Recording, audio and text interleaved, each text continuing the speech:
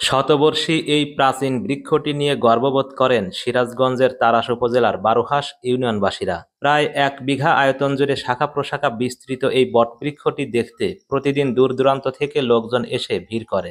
স্বচক্ষে দেখা আমার এই প্রথম গাছ, যে গাছটির শিকড় কোনটা আর মূল গাছ কোনটা সেটা খুঁজে বের করা কোনোভাবেই সম্ভব না।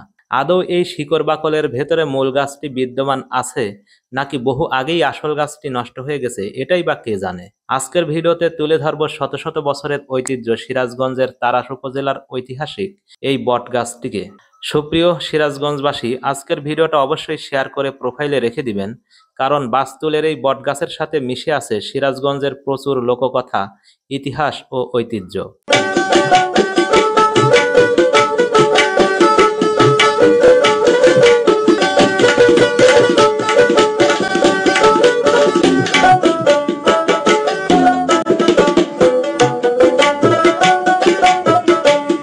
বেহুলার বাড়ি ছিল যেহেতু তাড়াশ উপজেলার এই বারোহাঁস ইউনিয়নেই, তাই জনশ্রুতি রয়েছে এই বটগাছের নিচে বেহুলার সময় থেকেই নাকি মেলা বসত।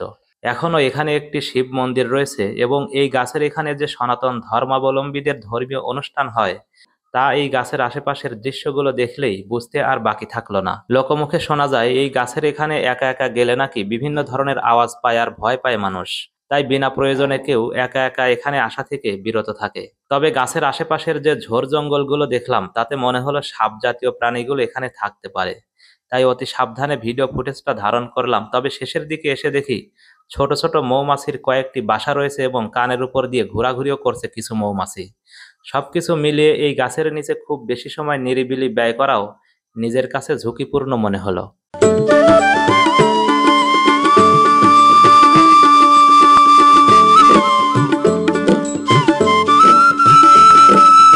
দর্শক, এই বটগাছটি সম্পর্কে আপনাদের জানা মতে কোনো তথ্য থাকলে সেগুলো কমেন্ট বক্সে শেয়ার করতে পারেন।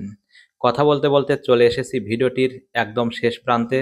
আবারও জানিয়ে দিচ্ছি, সিরাজগঞ্জ শহর থেকে এই জায়গাটি চলে আসতে হবে তাড়াশ উপজেলায়। তাড়াশ উপজেলার বাস্তুল নামক গ্রামে এই জায়গাটি অবস্থিত, এই গাছটি অবস্থিত। এখানে প্রতি বছর নাকি এখনও মেলা বসে নির্দিষ্ট একটি সময়ে।